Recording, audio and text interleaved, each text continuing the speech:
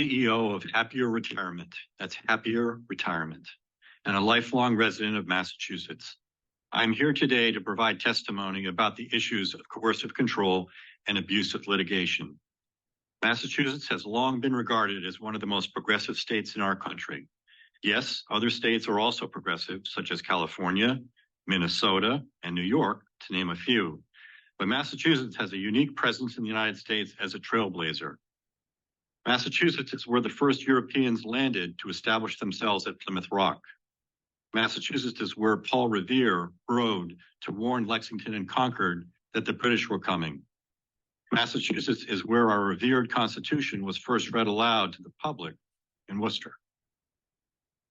History shows that the powerful influence that Massachusetts holds in our country. I could go on, but you all know that the rest of the nation will inevitably follow where our great state of Massachusetts goes. Today, we are here at the Massachusetts State House to hear testimony about coercive control and abusive litigation. I am here as a man, knowing that men, almost always, are the abusive party in domestic relationships. Very few men are willing to testify this afternoon, but I am very grateful that my dear friend, Dr. Evan Graber, is here to provide unparalleled wisdom for you. He is an expert in these matters, spanning 40 years of experience. He has worked as a frontline clinician, addressing the aftermath of domestic violence for his entire career. He is also a professor at the Massachusetts School of Professional Psychology. My experience educating and treating men with a history of domestic violence began 40 years ago. 40 years ago. I was trained as a family therapist by Dr. Janine Roberts, one of the world's most influential and respected family therapists. I am here to tell you that coercive control and abusive litigation is one of our most serious challenges today. It goes unmentioned and unspoken in every part of Massachusetts. I've been speaking about these issues for my entire career.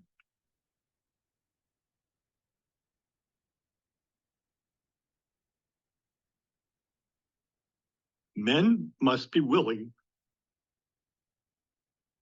to acknowledge the impact of their controlling and violent actions against women. One of my earliest experiences at the age of 23 was joining the Men's Resource Connection in Amherst, Massachusetts. It was the most respected and influential grassroots group in the United States addressing men's violence against women.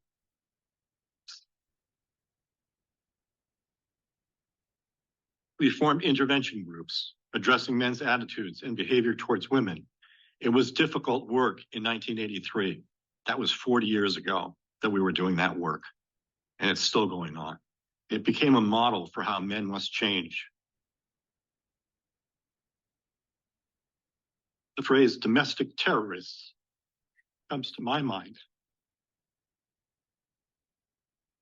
when I think about the true impact of men psychologically and physically abusing a woman in an intimate relationship. The time to sign this legislation has long been overdue. I urge you all to sign on as co-sponsors of this bill. Thank you. Thank you very much.